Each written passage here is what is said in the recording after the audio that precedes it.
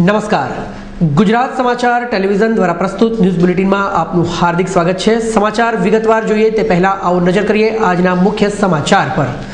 ગુજરાત વિધાનસભામાં રજૂ થયેલું વર્ષ 2012-2013નું બજેટ। આપ ખુદ નિર્ણય બદલ ગુજરાત સરકારને સુપ્રીમ કોર્ટનો ઠપકો અને શહેરમાં એક જ દિવસે 2 સ્થળો પરથી રિવોલ્વર તથા દેશી તમંચા સાથે બેની થયેલી ધરપકડ। અને હવે જોઈએ સમાચાર વિગતવાર। વર્ષ 2012-2013ના નાણાકીય અંદાજપત્રને ગુજરાત રાજ્યના નાણામંત્રી વજુભાઈ વાળાએ રજૂ કર્યું છે। તેમાં રાજ્યના વિકાસ માટે 5,559 કરોડની ફાળવણી કરવામાં આવી છે। બજેટમાં હૃદયરોગ માટે વપરાતા સાધનોમાં સરકારે કરમુક્તિ આપી છે।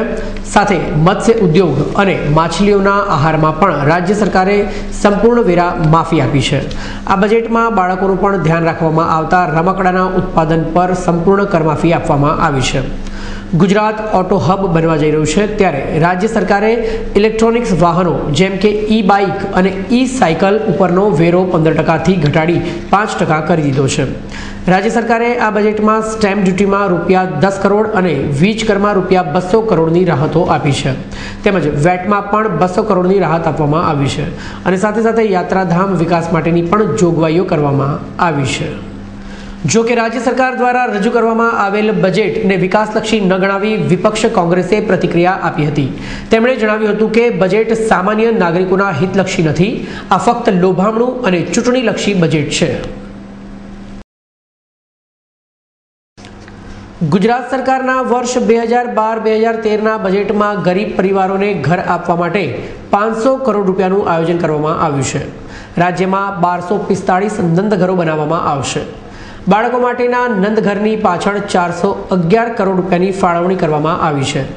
મધ્યમ અને ગરીબ વર્ગના લોકોને દવાઓ પૂરી પાડવા માટે અલગ કોર્પોરેશન બનાવવામાં આવશે। મધ્યમ વર્ગ માટે ₹2000 કરોડના ખર્ચે પરવડે તેવા મકાનો શહેરોમાં બનાવવામાં આવશે। વિશેષમાં 5 લાખથી વધારે વસ્તીવાળા શહેરોમાં ગરીબો માટે નાઇટ શેલ્ટર્સ બનાવવામાં આવશે। ગુજરાત સરકારે પંચાયત વિભાગ માટે 915 કરોડ રૂપિયા, ગામડાને શહેરો જેવી સુવિધાઓ આપવા માટે 120 કરોડ રૂપિયા તથા ગ્રામ વિકાસ વિભાગ માટે 800 કરોડ રૂપિયા ફાળવવામાં આવ્યા છે। રાજ્ય બજેટમાં નાણામંત્રી વજુભાઈ વાળાએ ગુજરાતનો કૃષિ વિકાસ દર 10%ની ઉપર રહ્યો છે તેમ કહ્યું હતું। તેની સાથે જ કૃષિ વિભાગની મહત્વની જાહેરાત કરી હતી। તેમણે કહ્યું હતું કે કૃષિ વેલ્યુ ચેઇન શરૂ કરવામાં આવશે। તેમાં સસ્ટેનેબલ એગ્રીકલ્ચર્સ, વાયરલેસ એગ્રીકલ્ચર્સ, એગ્રોટેક વગેરેનો સમાવેશ કરવામાં આવશે। નાણામંત્રીએ ખેડૂતો માટે નવા 4 લાખ વીજ જોડાણો માટે 500 કરોડ રૂપિયા ફાળવ્યા છે। નર્મદા શહેરના વિસ્તરણ માટે ₹3195 કરોડ તથા આયાત સિંચાઈ યોજનાઓમાં નહેર સુધારણા માટે 653 કરોડની જોગવાઈ કરવામાં આવી છે। આ સાથે સેટેલાઇટ ચેનલ દ્વારા કૃષિની તાલીમ આપવાની જાહેરાત પણ કરવામાં આવી છે। આ ઉપરાંત મહત્વની કલ્પસર યોજના માટે 2300 કરોડનો ખર્ચ કરવામાં આવશે। નર્મદા યોજના માટે કુલ 9000 કરોડ રૂપિયાની જોગવાઈ કરવામાં આવી છે।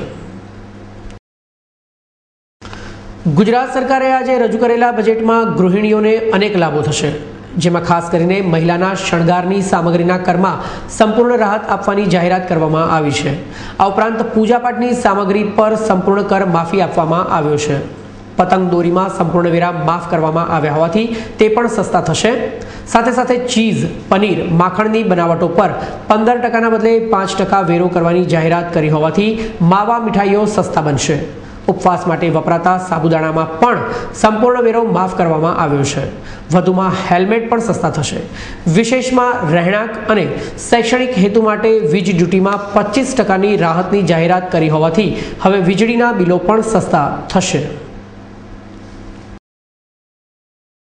રાજ્યના નાણામંત્રી વજુભાઈ વાળાએ આજે 18મું બજેટ રજૂ કર્યું હતું, જેમાં ખાસ અમદાવાદ ગાંધીનગર મહત્વાકાંક્ષી મેટ્રો પ્રોજેક્ટની જાહેરાત કરવામાં આવી હતી, જેના માટે ₹500 કરોડની જોગવાઈ કરવામાં આવી છે।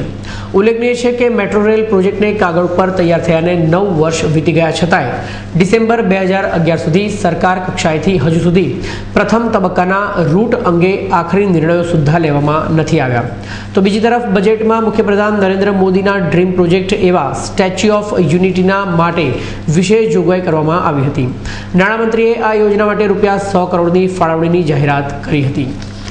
ધોલેરામાં ઇન્ટરનેશનલ એરપોર્ટ બનાવવા માટે ₹25 કરોડની જોગવાઈ કરવામાં આવી છે, જ્યારે રાજ્યમાં બંદરો વ્યવહારમાં 181 કરોડ, શહેરોને આધુનિક બનાવવા માટે 18,000 કરોડનું આયોજન કરવામાં આવ્યું છે. સુપ્રીમ કોર્ટે ફરીથી એક વખત ગુજરાત સરકારને ફટકાર લગાવી છે. વર્ષ 2002 થી 2006 દરમિયાન થયેલા 22 જેટલા પોલીસ એન્કાઉન્ટર્સની તપાસ પર દેખરેખ રાખવા માટે બનાવેલી કમિટીના નવા અધ્યક્ષની એક પક્ષીય નિમણૂક બદલ સુપ્રીમ કોર્ટે ગુજરાત સરકારને શાબ્દિક પ્રહાર કર્યા હતા.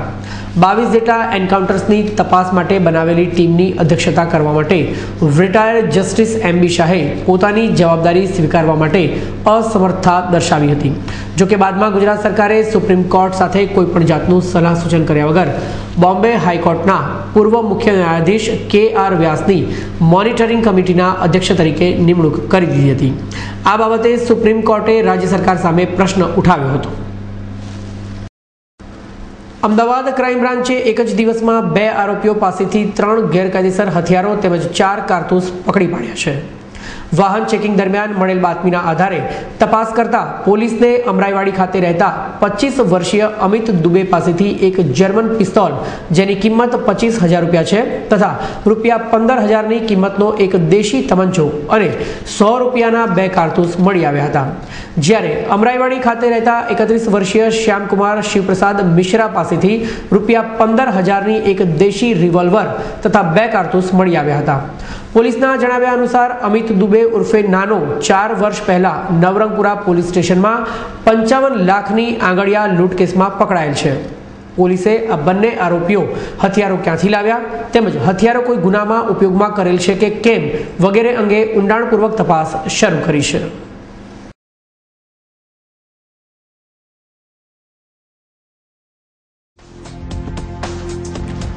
અને હવે જોઈએ શેર બજારના સમાચાર. આજે શેર બજારમાં મંદી જોવા મળી હતી. આજે સેન્સેક્સ 18,079 પર ખુલ્યો હતો. દિવસભરની ખરીદારીને પગલે સેન્સેક્સ નીચો રહ્યો હતો.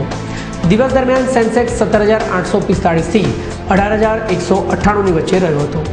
દિવસને અંતે સેન્સેક્સ 154 પોઈન્ટથી ઘટીને 17,923 પર બંધ રહ્યો હતો, જ્યારે નિફ્ટી 54 પોઈન્ટથી ઘટીને 5,429 પર બંધ રહ્યો હતો.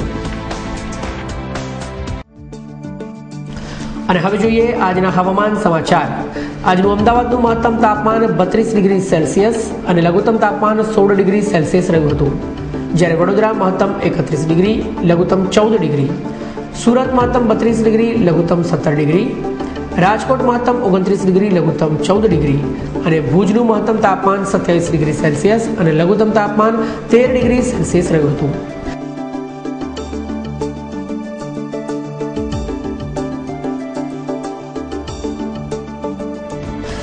સમાચાર સમાપ્ત કરીએ તે પહેલા આવો ફરીથી એક નજર કરીએ આજના મુખ્ય સમાચાર પર. ગુજરાત વિધાનસભામાં રજૂ થયેલું વર્ષ 2012-2013નું બજેટ. આપ ખુદ નિર્ણય બદલ ગુજરાત સરકારને સુપ્રીમ કોર્ટનો ઠપકો અને શહેરમાં એક જ દિવસે 2 સ્થળો પરથી રિવોલ્વર તથા દેશી તમંચા સાથે 2ની થયેલી ધરપકડ. તો આ હતું ગુજરાત સમાચાર ટેલિવિઝન દ્વારા પ્રસ્તુત ન્યૂઝ બુલેટિન. આવતીકાલે ફરીથી મળીશું આ જ સમયે આ ચેનલ પર. ત્યાં સુધી રજા આપશો. નમસ્કાર.